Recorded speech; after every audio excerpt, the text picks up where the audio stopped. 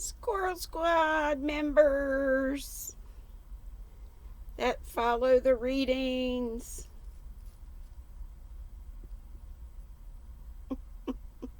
Using the camera for a mirror again. Okay, I'm going to go back just the last sentence. We're in chapter 18. Who would have thought of my meeting with, perhaps, a nephew of Lady Catherine de Bourgh in this assembly? I'm most thankful that the discovery is made in time for me to pay my respects to him, which I am now going to do, and trust he will excuse my not having done it before. My total ignorance of the connection must plead my apology. You're not going to introduce yourself to Mr. Darcy? Indeed I am. I shall entreat his pardon for not having done it earlier. I believe him to be Lady Catherine's nephew. It will be in my power to assure him that her ladyship was quite well yesterday. Sen night, S-E''N, and the word night. Elizabeth tried hard to dissuade him from such a scheme, assuring him that Mr. Darcy would consider his addressing him without introduction as impertinent freedom rather than a compliment to his aunt, that it was not in the least necessary there should be any notice on either side, and that if it were, it must belong to Mr. Darcy, the superior in consequence, to begin the acquaintance. Mr. Collins listened to her with a determined air of following his own inclination, and when she ceased speaking, replied thus: My dear Miss Elizabeth, I have the highest opinion in the world in your excellent judgment in all matters within the scope of your understanding. But permit me to say that there must be a wide difference between the established forms of ceremony amongst the laity and those which regulate the clergy. For give me leave to observe that I consider the clerical office as equal in point of dignity with the highest rank in the kingdom, provided that a proper humility of behavior is at the same time maintained. You must therefore allow me to follow the dictates of my conscience on this occasion, which leads me to perform what I look on as a point of duty. Pardon me for neglecting to profit by your advice, which on every other subject shall be my constant guide, though in the case before us I consider myself more fitted by education and habitual study to decide on what is right than a young lady like yourself. And with a low bow he left her to attack Mr. Darcy, whose reception of his advances she eagerly watched, and whose astonishment at being so addressed was very evident. Her cousin prefaced his speech with a solemn bow, and though she could not hear a word of it, she felt as if hearing it all, and saw in the motion of his lips the words apology, Hunsford, and Lady Catherine de Bourgh. It vexed her to see him expose himself to such a man. Mr. Darcy was eyeing him with unrestrained wonder, and when at last Mr. Collins allowed him time to speak, replied with an air of distant civility. Mr. Collins, however, was not discouraged from speaking again, and Mr. Darcy's contempt seemed abundantly increasing with the length of his second speech, and at the end of it he only made a slight bow and moved another way. Mr. Collins then returned to Elizabeth. I have no reason, I assure you, said he, to be dissatisfied with my reception. Mr. Darcy seemed much pleased with the attention. He answered me with the utmost civility, and even paid me the compliment of saying that he was so well convinced of Lady Catherine's discernment as to be certain she could never bestow a favour unworthily. It was really a very handsome thought. Upon the whole, I'm much pleased with him.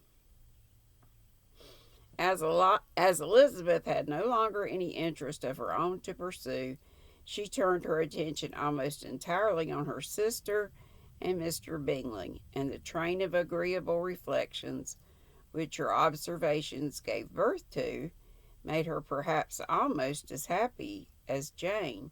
She saw her in idea settled in that very house, and all the felicity which a marriage of true affection could bestow. And she felt capable, under such circumstances, of endeavoring even to like Bingley's two sisters. Her mother's thoughts, she plainly saw, were bent the same way, and she determined not to venture near her lest she might hear too much. When they sat down to supper, therefore, she considered it a most unlucky perverseness which placed them within one of each other, and deeply was she vexed to find that her mother was talking to that one person, Lady Lucas, freely, openly, and of nothing else but her expectation that Jane would soon be married to Mr. Bingley. It was an animating subject. Mrs. Bennet seemed incapable of fatigue while enumerating the advantages of the match. His being such a charming young man, and so rich, and living but 3 miles from them, were the first points of self-gratulation. And then it was such a comfort to think how fond the two sisters were of Jane, and to be certain that they must desire the connection as much as she could.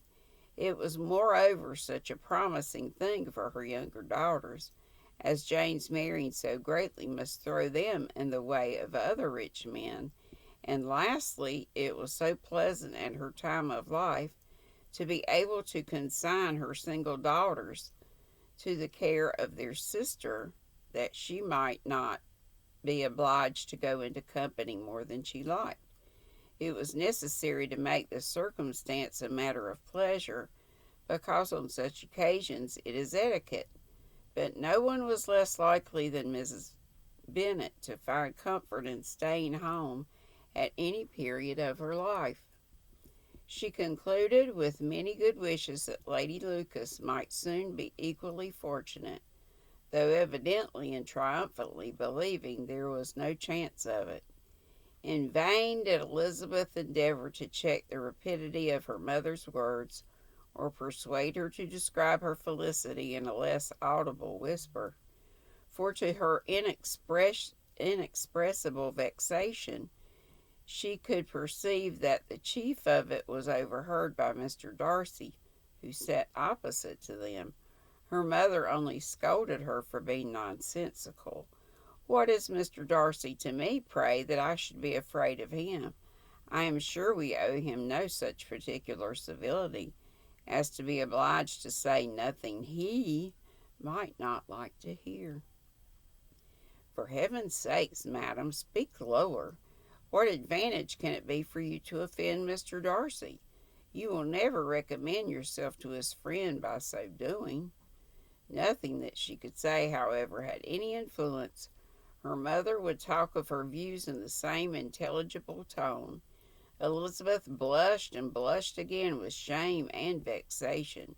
She could not help frequently glancing her eye at Mr. Darcy, though every glance convinced her of what she dreaded, for though he was not always looking at her mother, she was convinced that his attention was invariably fixed by her.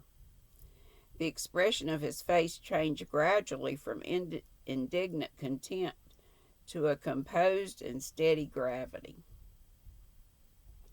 At length, however, Mrs. Bennet had no more to say, and Lady Lucas, who had been long yawning at the repetition of delights which she saw no likelihood of sharing, was left to the comforts of cold ham and chicken. Elizabeth now began to revive, but not long was the interval of tranquillity, for when supper was over, singing was talked of, and she had the mortification of seeing Mary. I remember this in the movie. After very little entreaty, preparing to oblige the company. By many significant looks and silent entreaties did she endeavor to prevent such a proof of complaisance, but in vain. Mary would not understand them. Such an opportunity of exhibiting was delightful to her, and she began her song.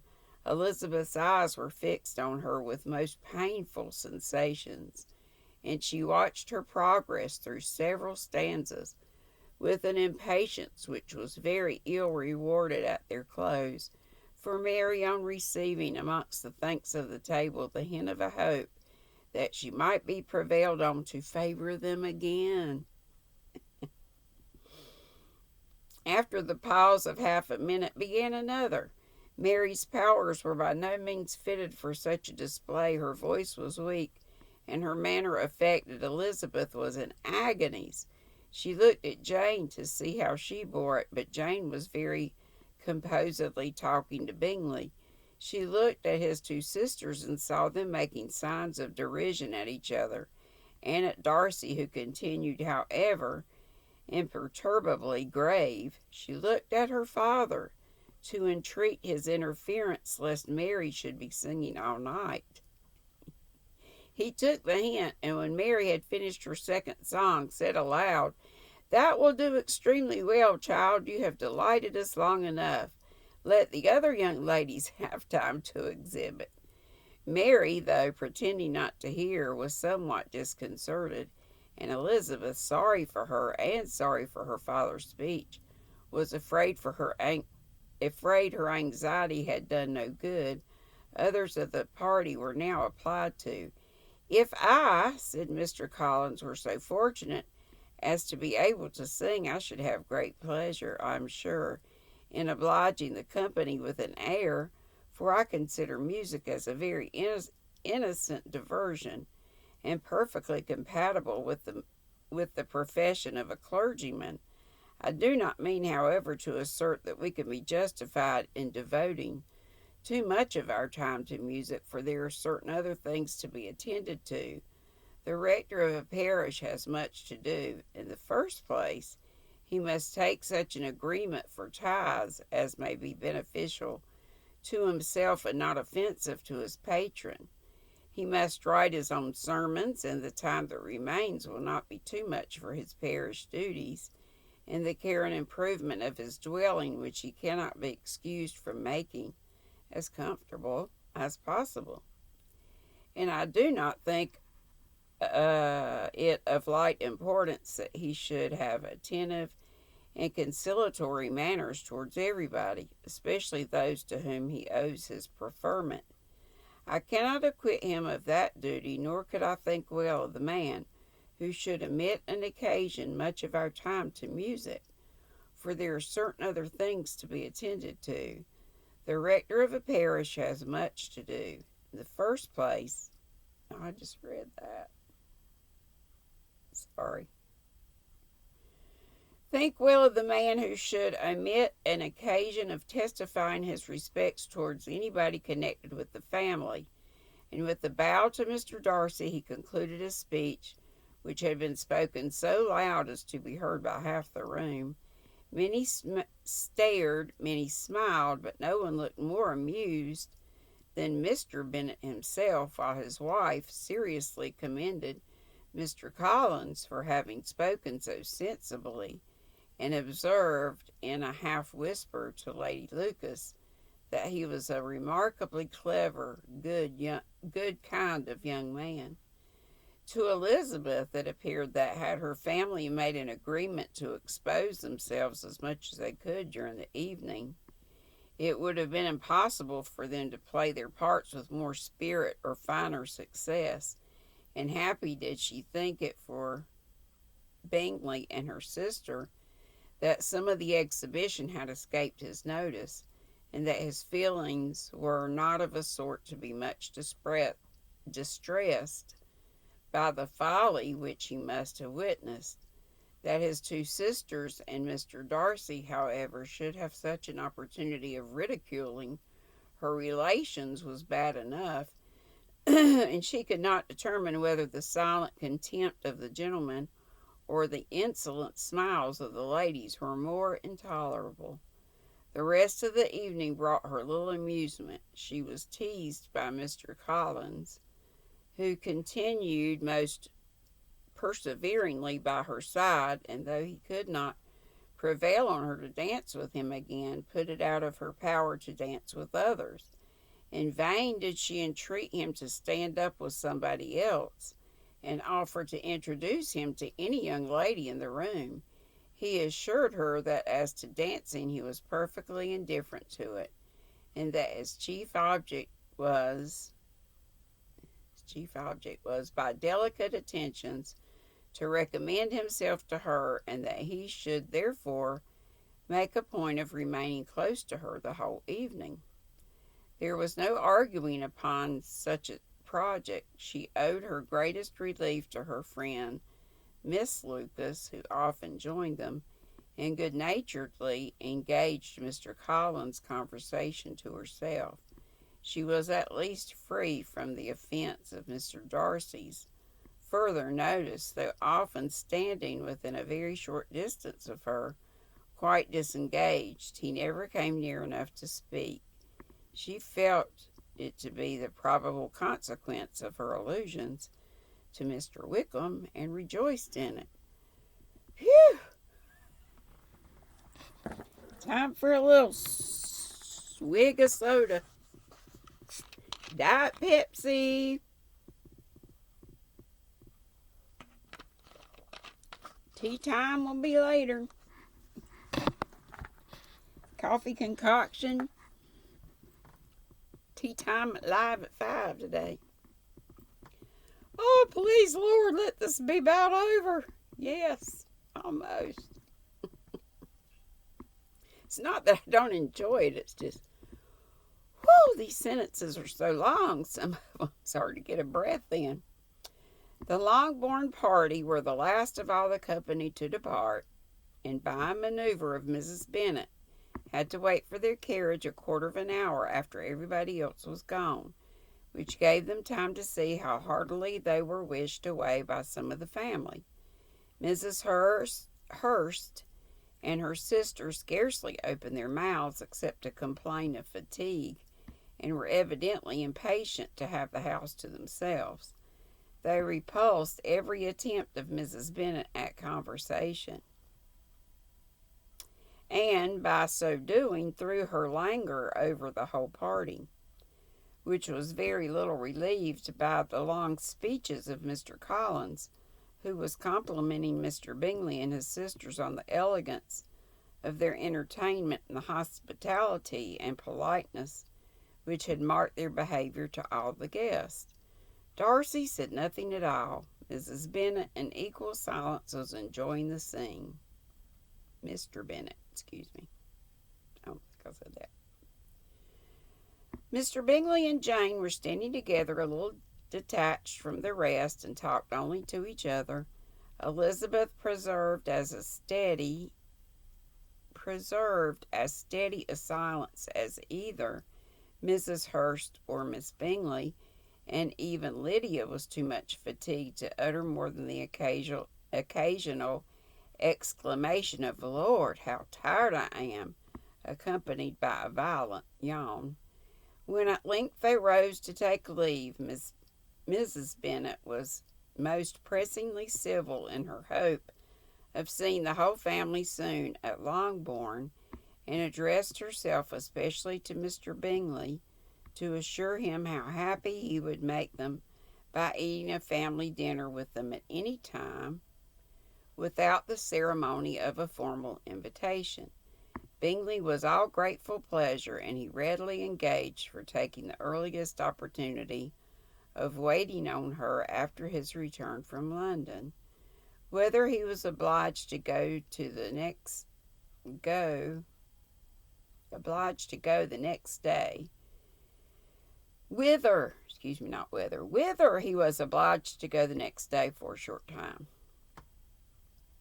Mrs. Bennet was perfectly satisfied, and quitted the house under the delightful persuasion that, allowing for the necessary preparations of settlements, new carriages, and wedding in wedding clothes, she should undoubtedly see her daughter settled in Netherfield in the course of 3 or 4 months.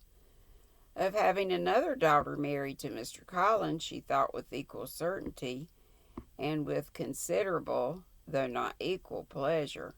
Elizabeth was the least dear to all of her children, and though the man and the match were quite good enough for her, the worth of each was eclipsed by Mr. Bingley and Netherfield. Whew! Thank you, Jesus. We are done with chapter 18, which was only in 2 parts, but long parts. So we'll be at chapter 19 next time.